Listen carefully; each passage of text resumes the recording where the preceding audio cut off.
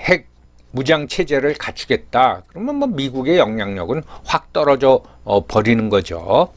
그럼 이제 우크라이나 전쟁은 언제 끝나나? 이제 그게 관심이죠. 저는 뭐 최소한 1년 이상은 지속될 거라고 보는데, 먼저 이제 뭐 휴전 또는 평화 협정의 조건이 우크라이나는 러시아군이 우크라이나 점령지로부터 철수해야 된다. 당연한 요구죠. 근데 거기에 이제 단서가 있습니다. 즉, 국제사회가 확정한 국경선을 받아들이겠다. 그런데 전쟁 전서부터 우크라이나 동부 지역은 친러 지역이죠. 그리고 전쟁 수행하면서 이미 러시아가 합병을 선언한 지역입니다. 언어도 우크라이나어가 아니라 러시아어를 쓰고, 요거까지는 양보할 수 있지 않을까, 그런 생각이 듭니다. 그런데 러시아는 전쟁을 치러가지고 막대한 희생을 감수하고 점령을 했는데 거기서 철수하지 않을 거죠. 그래서 점령지를 고수하면서, 그리고 이제 뭐 우크라이나의 나토 가입은 불가하다. 이건 뭐 받아들일 수가 있지만 점령지를 고수할 겁니다. 그러니까 평화협정이 체결되기가 굉장히 힘들죠. 그리고 무엇보다도 전쟁은 시작한 사람에 의해서 끝나는 법이죠. 예를 들면 이제 임진왜란, 그 도요토미 히데요시가 임진왜란을 일으켰는데 결국은 전쟁이 언제 끝나냐? 도요토미 히데요시가 1998년 9월 18일 날 죽죠. 그러니까 그해 12월이 되면은 일본군이 전면적으로 이제 철수를 합니다. 그 철수하는 외선을 가서 격파를 해야겠다라고 이순신 장군이 출전한 해전이 노량해전이죠. 1998년 12월 16일. 여기서 이순신 장군이 전사를 했죠. 그래서 어떻게 보면은 그냥 철수하게 내버려뒀으면은 노량해전이 벌어지지도 않았을 거고, 그리고 이순신 장군이 전사하는 일도 없었을 겁니다. 결국은 도요토미 히데요시가 사망했기 때문에 7년에 걸친 전쟁이 종식이 됐습니다. 2차 세계대전도 마찬가지입니다.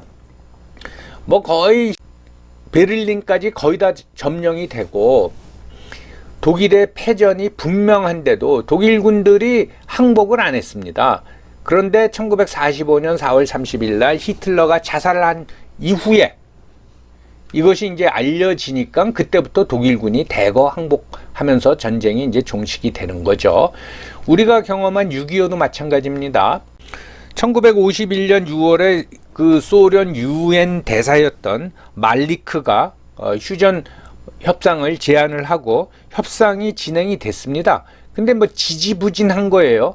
그런데 1953년 3월 5일 날 스탈린이 사망하니까 그 이후에 휴전 협상이 급진전이 돼가지고 결국은 1953년 7월 27일 날 휴전이 됐죠. 그러니까 이런 전쟁을 일으킨 사람이 전쟁을 끝내는 거고, 그 사람들이 권력을 잃거나 죽어야지 전쟁이 끝나는 겁니다.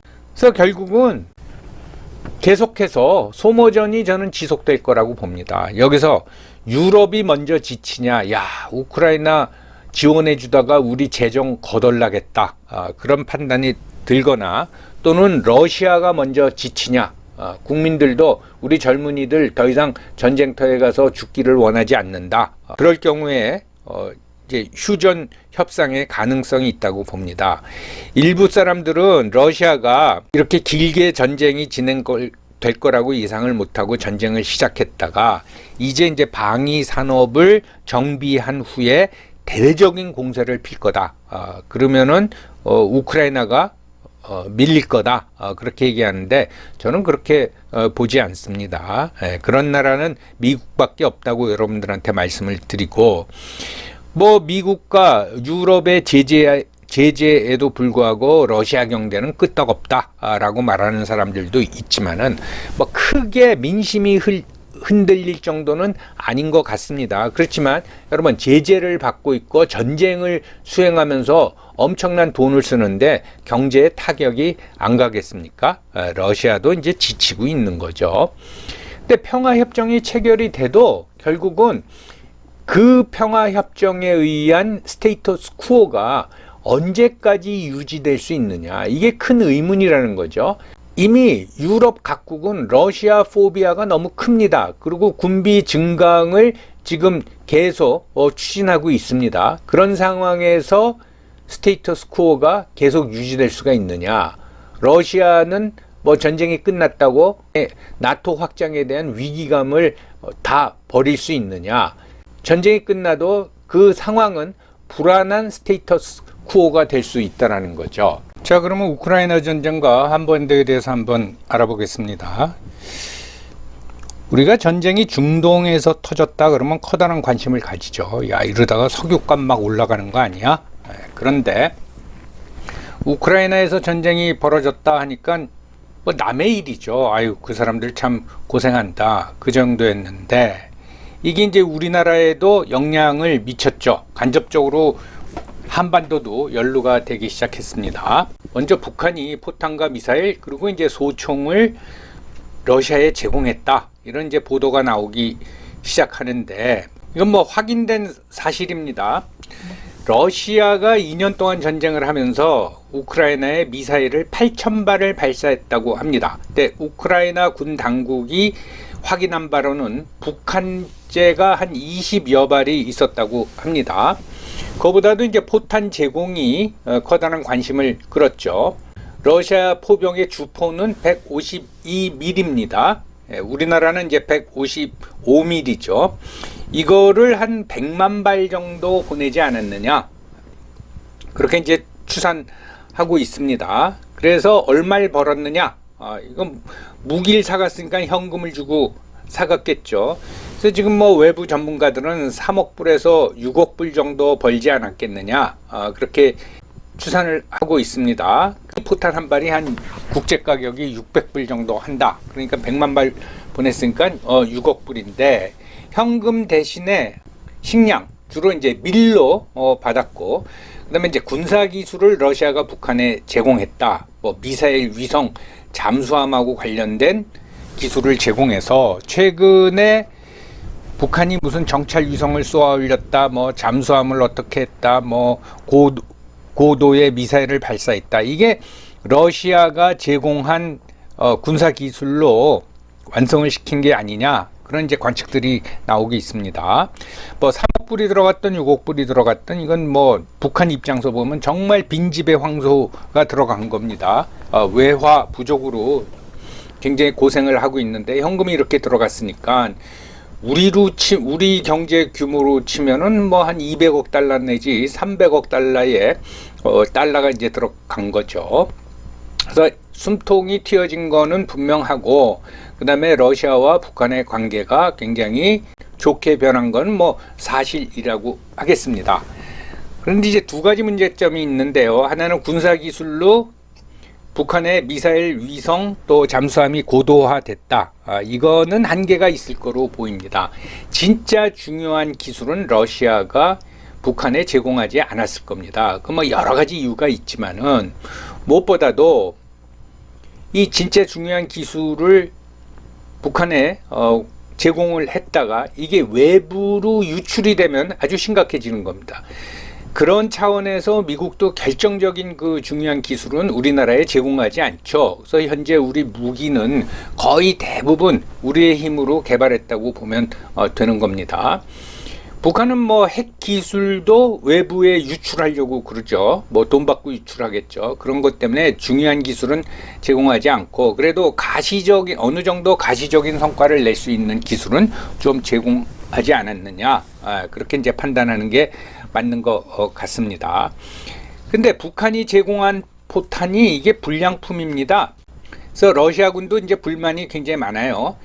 여러분, 요건 좀 설명을 드리면은, 포탄은 폭약과 장약이 있습니다. 장약을 꽉 채워야지 사거리가 유지가 되고, 폭약을 제대로 만들고 꽉 채워야지 폭발력이 나오는데, 그렇지 않고 불발탄 또는 사거리에 못 미치는 포탄들이 너무 많다라는 거죠. 그래서 러시아 군의 불만이 굉장히 많습니다. 이건 이제 사실로 이제 확인되고 있고요.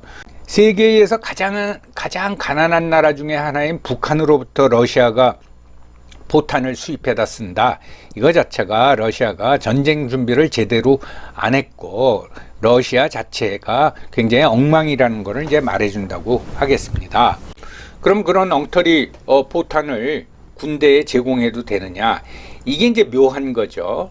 자, 일선에서 포병들이 포탄이 부족합니다. 보내주십시오 하면은 국방부 입장선 그래 몇 발, 100만 발, 그래 100만 발 보낼게 해서 그게 어디서 사오던 또는 성능이 뭐던 국방부는 신경 쓰지 않는 거죠. 100만 발 갖다 주는 겁니다. 거기서 뭐 불량품이 나오건 성능이 불량하던 그런 건 상관하지 않는 거죠. 이건 뭐 러시아뿐만 아니라 외국도 다른 나라들도 마찬가지라고 보고 우리도 그런 면에서는 굉장히 조심해야 된다고 봐야 할 것 같습니다. 그래서 결국은 북한이 러시아에 포탄을 제공했어요. 그래서 우크라이나 전쟁에 개입을 한 거죠. 그리고 우리나라 한국은 어떠냐?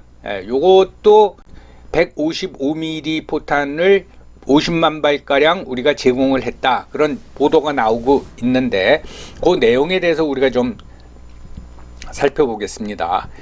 우크라이나 이제 추산에 의하면은 우크라이나가 필요한 포탄이 월 20만 발 정도 된다고 합니다. 러시아는 그거를 한 2배 정도 쓰기 때문에 40만 발이 필요하다라는 거죠. 이 수요를 우크라이나나 러시아는 이제 충당을 못하는 거죠. 그래서 나오는 보도가 뭐 우리나라 155mm 포탄 50만 발 또는 150만 발, 160만 발을 우회 지원했다라는 얘기가 나오는데 아니 주면 직접 주면 되는 거지 왜 우회 지원을 하느냐? 그 내용을 말씀을 드리겠습니다. 미국은 주요 군사 기지, 즉 분쟁이 발생할 위험성이 높은 지역에는 당연히 자기네들이 쓸 비축 탄약을 재워놓고 있죠. 그런데 155mm 포탄을 한반도에 한 160만 발, 이건 미군 겁니다. 이걸 비축해 놨는데 포탄도 뭐 유효기간이랄까 그런 게 있지 않습니까? 그래서 자기네 규정에 의하면은 그 유효기간이 지난 비축 탄약을 폐기 처분해야 됩니다. 그 폐기 처분을 여기서 할 수는 없죠. 그러니까 미국으로 다시 가져가 가지고 그걸 뭐 해체하든지 해서 폐기 처분을 해야 되는데 그 수송비하고 현지에서의 해체 비용이 더 많이 들죠. 그러니까 미군이 야 그러지 말고 한국 너희들이 이거를 보관하고 있어라. 자기네 무기고에서 내와 가지고 한국 무기고로 옮겨 놓는 겁니다. 그러면 그걸 우리가 뭐 폐기 처분하던 그냥 가지고 있던 그건 관계없죠. 그런데 그런 이제 폐기 처분 대상인 비축 탄약을 우리가 미군으로부터 한 160만 발 정도 인수받아 가지고 폐기 처분 안 하고 가지고 있었다라는 겁니다. 그걸 알고 미군이 이제 급하니까 너희들이 보관하고 있던 포탄 그거 내놔라 해서 그걸 보냈다. 그 내용입니다. 한국군은 155mm 포탄을 한 200만 발 정도 비축해 놓았다고 합니다. 그래서 뭐 지금 얘기가 나오는 50만 발이건 최대 160만 발이건 이 한반도에서 건너간 155mm 포탄이 유럽 전체가 우크라이나에 제공한 포탄량보다 이제 많다라는 거죠. 참고로 우리나라 포탄 생산 능력을 보면 155mm인 경우 월 30만 발입니다. 러시아는 한 200만 발로 지금 추정되고 있는데 한 달에 한 40만 발씩 지금까지 쐈다면은 연생산 능력 200만 발 가지고는 그걸 충당할 수가 없겠죠. 그러니까 북한에서 사간 거죠. 또 하나 독일이 최근 포탄 비축을 위해서 그 포탄 생산 공장을 착공을 했습니다. 그 규모가 연 30만 발입니다. 그러니 여기서 생산해 놓은 걸 차곡차곡 비축을 해도 전쟁에 필요한 1년치, 그러니까 한 300만 발을 비축하려면 이제 10년이 걸린다. 그런 추산이 나오고 있습니다. 이것이 우크라이나 전쟁과 관련된 이제 포탄 제공, 북한과 우리나라의 상황이라고 하겠습니다. 그동안 유럽을 비롯한 이제 세계 사람들이 한국에 대한 인식이 뭔가 하면은 전쟁의 폐허를 딛고 경제 발전을 이룩한 나라, 반도체 강국, 자동차 강국, 조선 강국, 그리고 최근에는 K컬처, BTS 그런 인식을 가지고 있었는데 우크라이나 전쟁이 일어나고 나서 1년 이상 지속이 되니까 한국의 눈길을 돌리기 시작했습니다. 무엇보다도 방위 산업을 제대로 갖춘 나라가 미국 말고 유럽을 압도하는 나라가 한국입니다. 한국은 육해 공군 무기를 다 생산해내는 거예요. 전차도 생산하고 자주포도 생산하고 미사일도 생산하고 그 다음에 구축함, 잠수함 등 함정도 생산하고 더군다나 최근에는 이제 KF-21 전투기를 F-16하고 맞먹는 전투기도 생산하는 나라. 야, 세상에 이런 나라가 있었구나. 한국이 그런 나라였구나. 이걸 재인식을 하기 시작한 거죠. 그러니까 나토가 이제 한국하고 협력을 강화하려고 그럽니다. 그 대표적인 게 2022년 6월에 나토 정상회의가 열리는데 우리나라 대통령을 초청을 했습니다. 그래서 윤석열 대통령이 다녀왔지요. 물론 우리나라만 딸랑 참석하진 않았고 초청 대상이 소위 말해서 AP4라고 해가지고 한국, 일본, 호주, 뉴질랜드인데 여기서 일본, 호주, 뉴질랜드는 아닌 말로 그냥 깍두기로 끼워준 거죠. 중요한 대상은 한국입니다. 핵심 국가는 한국입니다. 실질적으로 군사 협력의 대상은 한국이라 이제 이 말이죠. 거기서 그치지 않고 진정성이 있는 게 2024년 1월에 그 나토가 군사위원회를 여는데 여기에는 나토 회원국 군대의 최고 책임자, 즉 합참의장이 참석을 합니다. 여기에 우리나라도 초청이 됐는데 우리는 이제 합참의장이 가진 않고 합참부의장을 대신 보냈습니다. 이러면서 나토 국가들이 한국 무기를 대량 구입하기 시작하는 거죠. 대표적인 나라가 그 폴란드죠. 그리고 우크라이나에 대한 포탄 제공을 더 지금 바라고 있는데 참 그게 우리나라 정부의 딜레마라고 하겠습니다. 미군의 비축 무기를 가져가는 거는 우리는 할 말이 있죠. 야, 미국이 보관하다가 달라 그래서 줬다 하면 되는데 우리가 직접 제공을 하려면은 우리나라가 생산해서 제공해야 되는 거죠. 이런 이제 딜레마가 있습니다. 그래서 안보 위기가 고조되니까 유럽 국가들하고 또 대만이 가장 부러워하는 나라가 대한민국이 됐습니다. 특히 대만은 중국이 뻑하면 이제 대만을 침공한다, 대만 해협을 봉쇄한다 그러는데 사실 중국이 개방화되고 경제 성장을 하면서 가장 혜택을 본 나라가 대만이죠. 좋은 게 좋다 하고 지냈는데 몇 년 전서부터 갑자기 대만을 침공하고 통일을 하겠다. 그러니까 겁을 먹고 자기네들의 방위력을 다시 한번 점검해 보니까 이건 대한민국하고는 택도 안 되는 겁니다. 그러면 우리가 그냥 좋은 게 좋다라고만 지낼 게 아니라 여기에 좀 대비를 했어야 되는데 하면서 이제 한국을 가장 부러워하고 유럽은 말씀드린 대로 한국은 경제 발전뿐만 아니라 방위력도 엄청나고 방위 산업도 엄청나구나.